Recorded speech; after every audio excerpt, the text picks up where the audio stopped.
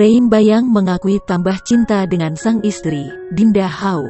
Terlebih ketika keduanya telah memiliki satu orang anak bernama Arsya Khalif Muhammad Bayang.